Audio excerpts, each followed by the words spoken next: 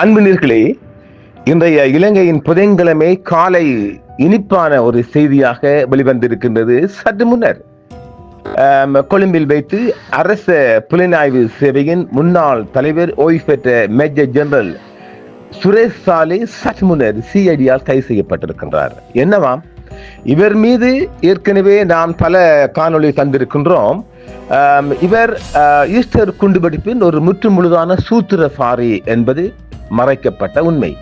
இப்பொழுது ஏற்கனவே நாம் சொன்னது போன்று நாளாந்தம் இந்த ஈஸ்டர் புலனாய்வு வழக்கு நடைபெற்று வருகின்றது. அதன் அடிப்படையில் சிஐடியின் பணிப்பாளர் டைரக்டர் சானி அபேசேகரா டீம் ஒன்று அவரை கைது செய்திருக்கின்றார்கள்.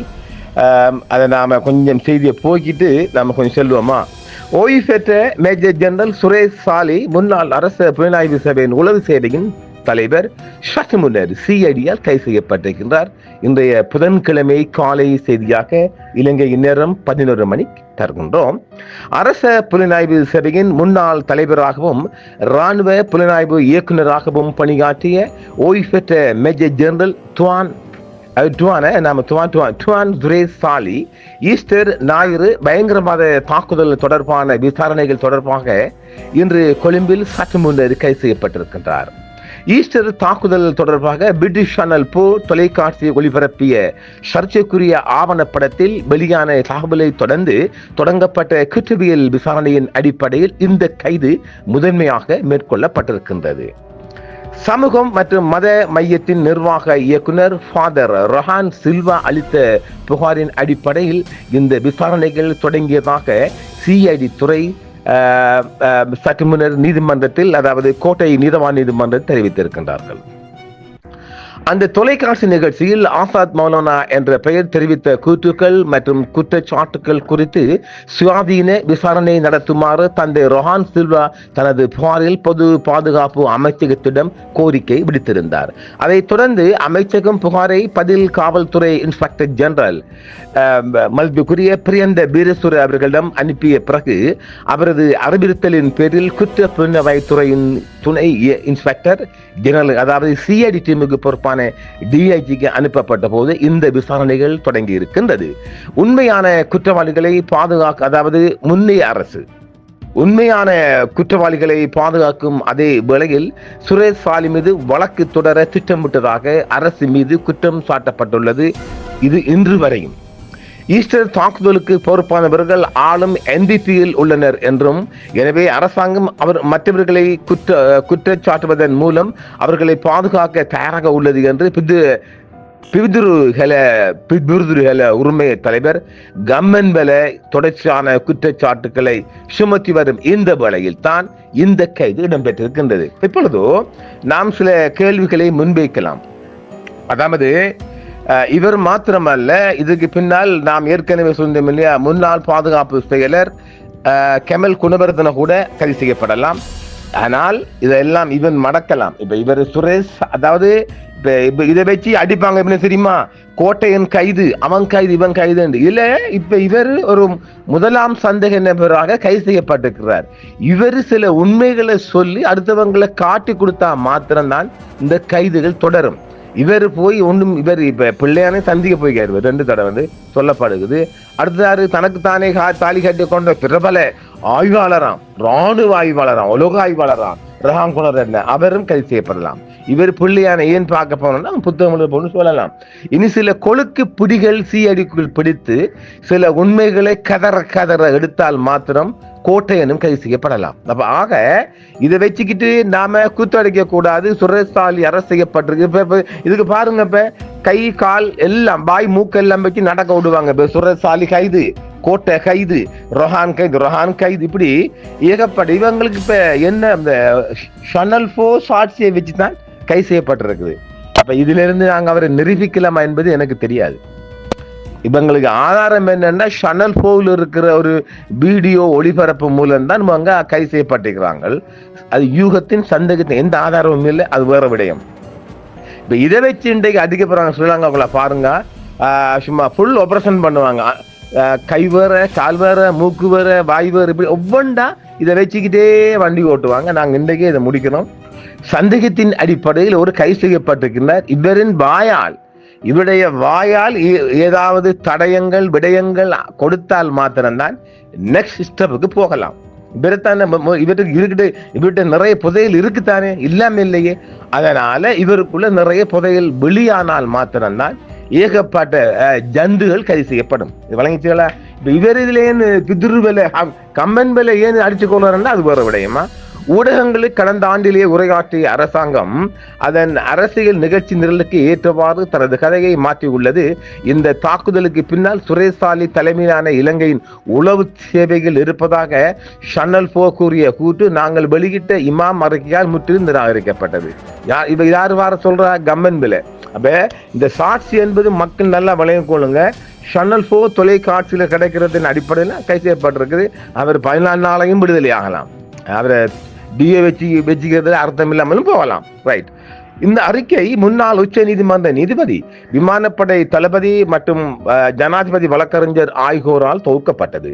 இப்போது முன்னாள் புலனாய்வு தலைவர் மேஜர் ஜெனரல் சுரேசாலி மற்றும் முன்னாள் ஜனாதிபதி கோடபய ராஜபக்ச ஆகியோரை கைது செய்ய அரசாங்கம் திட்டமிட்டுள்ளது. இப்ப சரிதானே, திட்டம் தான் இருக்குது. இப்ப இதை வச்சு அடிக்கையில் நம்ம உள்ளதை மட்டும் தான் நான் சொல்லுவேன். இதுக்குள்ள சுரேசாலி வாய் திறக்கணும். யாராரு ஏ டு செட் துறந்தால் அதுல பின்னணி முற்று முழுதாக கைது செய்யப்படலாம். அதான் சொன்னேன், கமல் குணவர்தனை கூட அரெஸ்ட் பண்ணப்படலாம். ஈஸ்டர் தாக்குதலை இலங்கையின் உளவுத்துறை சேவைகள் திட்டமிட்டன என்று பொய்யை சுவிட்சர்லாந்தில் அரசியல் தஞ்சம் பெறும் முயற்சியில் ஆசாத் மௌலானா பிள்ளை என்ற செயலாளர் ஆசாத் மௌலானா ஷன்னல் போ வழியாக உலகளவில் பரப்பியதாக கம்மன் பில் சொல்றார். மௌலானா தற்போது அரசியல் தஞ்சம் கோரி சுவிட்சர்லாந்தில் உள்ளார்.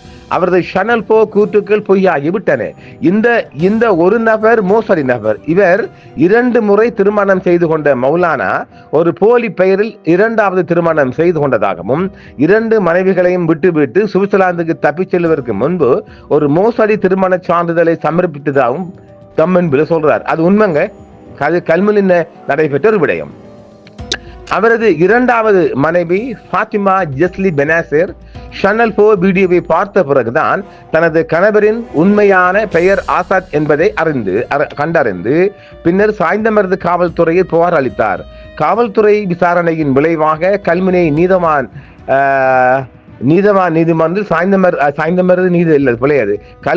கல்முனை நீதிமன்றத்தில் வழக்கு எண் B/811/2023 2023 ஆண்டின் கீழ் வழக்கு தொடரப்பட்ட. இதன் விளைவாக மௌலானா மீது உடனடி பயண தடை விதிக்கப்பட்டிருக்கின்றது. இருப்பினும் அந்த நேரத்தில் அவர் ஏற்கனவே நாட்டை விட்டு ஓடிவிட்டார் என்று கம்மன் பில் கூறார். உண்மை.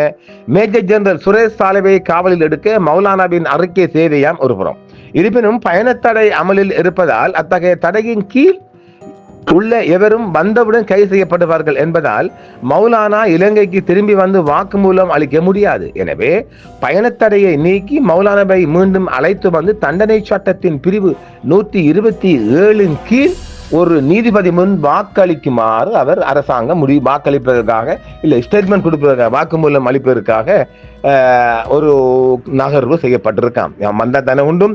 இதற்கிடையில் மோசடியான திருமண சான்றிதழை தயாரித்த மௌலானாவுக்கு உதவிதாக கூறப்படும் அப்துல் ரஹீம் கைசபர் இவர் வாழச்சேன பகுதியை சேர்ந்தவராம். எனவே மௌலானாவின் பயணத்தடையை நீக்குவதற்கு காவல்துறையினர் சம்மதிக்க தங்குகின்றனர் என்றும் அவர் சொல்றார்.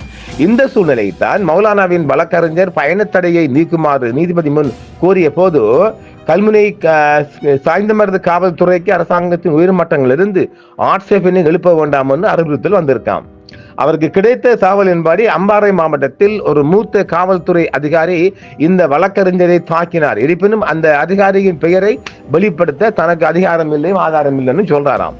இதனால் கடந்த ஆண்டு ஜனவரி 21 எந்த காவல்துறை ஆட்சேபனையும் இல்லாமலே மௌலானாவின் பயணத்தடை நீக்கப்பட்டதுன்னு சொல்றாங்க. இதுவும் ஒரு கட்டுக்கதைக்கு உள்ள, அது உண்மைதான். அதெல்லாம் வருகிறது. பொய்யான பெயரில் ஒரு பெண்ணை மோசடியாக திருமணம் செய்து கொண்டதாக குற்றம் சாட்டப்பட்ட மௌலானாவை சுற்றி ஒரு வழக்கை உருவாக்க முயற்சிக்கு ஒரு கேலி கூத்தாம். இது பிரதமருக்கு அவமானம் இவர் சொல்றார். எல்லாம் இவர் கம்மன் வேலை கூத்து தான் எல்லாம். ஆக அடுத்த ஒரு புறம் இருக்க மௌலானாவுக்கு எதிரான குற்றச்சாட்டுகள் பொய்யான பெயரில் மோசடியான இரண்டாவது திருமணத்தில் ஈடுபடுவதோடு மட்டுமல்ல, நீதி இமாம் குழுவின் அறிக்கையின்படி மௌலானாவின் கூற்றுக்கு மாறாக உளவுத்துறை சேவைகளுக்கு அல்ல தெஹ்ரானுக்கு உதவினார் என்று அவர் கூறுறார். அரசாங்கத்திடமிருந்து பல முக்கியமான கேள்விகளுக்கு பதில்களை கோருவதாக கம்மன்பில கூறுறார். அரசாங்கத்தின் ஊடக பேச்சாளர் அமைச்சர் நலிந்த ஜேதிசே சொல்லுகையில், காவல்துறை ஆய்வாளர் மற்றும் காவல்துறை ஊடக பேச்சாளர் ஆகியோர் பின்வரும் பிரச்சனைகளுக்கு உடனடி பதில்களை வழங்குமாறு சொல்றாராம். மௌலானாவின் பயணத்தடையை நீக்க யார் தலையிட்டார்கள்? பாத்திமா ஜெஸ்லி பெனாசரின் புகார் பிள்ளையான் செல்வாக்கின் கீழ் செய்யப்பட்டது என்று கூறுமாறு காவல்துறையை யார் உத்தரவிட்டார்கள்? அம்பாறை காவல்துறையின் டிசிடிபி, அதாவது மாவட்ட புலனாய்வு பாத்திமா ஜெஸ்லி பெனாசரிடமிருந்து காவல்துறை வாக்குமூலத்தை பதிவு செய்ததா? குண்டுவெடிப்பு சோதனையின் போது காயமடைந்த ரெல்வானுக்கு டாக்டர் சப்ராஸ் முகமது சுபியானை அறிமுகப்படுத்திய காவல்துறையார் இப்படி பல வகையான கேள்வியை இதுக்குள்ள கொண்டு முடிச்சு போடுறார். எதுவானாலும் இப்ப நாம மீண்டும் மீண்டும் ஒரு பதிவை தரலாம். தற்பொழுது சுரேஷ் சாலி கைது செய்யப்பட்டாலும் இதுக்கு பின்னால் இருக்கின்ற பலர் கைது செய்யப்படுவதற்கான ஒரு வழிமுறை இருக்குது. ஆனாலும் சுரேஷ் சாலி வாய் திறக்க வேண்டுமே. சுரேஷ் சாலி வாய் திறந்தால் மாத்திரம்தான் இந்த கைதி பட்டியல் தொடரும். சுரேஷ் சாலி தனக்கு மட்டும் சொல்லிட்டு இதுக்கு யாரும் சம்பந்தம் இல்லை என்று ஒரு அறிவுபூர்வமாக தந்திரமான முறையில் கையாளப்படுகின்ற போது இந்த வழக்கு தொடர்ந்து செல்லுமா என்றும் ஒரு கேள்விக்குறி வருகின்றது. அடுத்த கைது பிரபல ஆய்வாளர் சொல்றாரு, தனக்குத்தானே காலி காட்ட ருஹான் குணரட்ன கூட கைது செய்யப்படலாம். பார்ப்போம். இதை தொடர்ந்து, அதாவது உண்மையிலேயே நம்ம இன்னும் பதிவு செய்கிறோம், உண்மையிலேயே சுரேஷ் சாலி அவர்கள் உண்மையான நிலை எங்க சொல்ல போறாங்க? கள்ளன் யாராவது சொல்லுவானா? உண்மையான வாக்குமூலம், உண்மையான உண்மைகளை சொல்ல முடிந்தால் கோட்டாபயம் கைது செய்யப்படலாம். பார்க்கலாம் அடுத்த கட்ட நகர்வுகளையும். நன்றி நேயர்களே, மீண்டும் சந்திப்போம். என்றும் உங்களுடன் சன்ரைஸ் இந்தியா டிவி சப்ஸ்கிரைப் பண்ணுங்கள், பெல் பட்டனையும் கிளிக் செய்யுங்கள். உங்கள் ஆதரவே எங்கள் சேவை. ஆதரவு தாருங்கள், அரவணைப்போம். மறக்காம சர்ப்ரைஸ் பண்ணுங்க. தேங்க்யூ.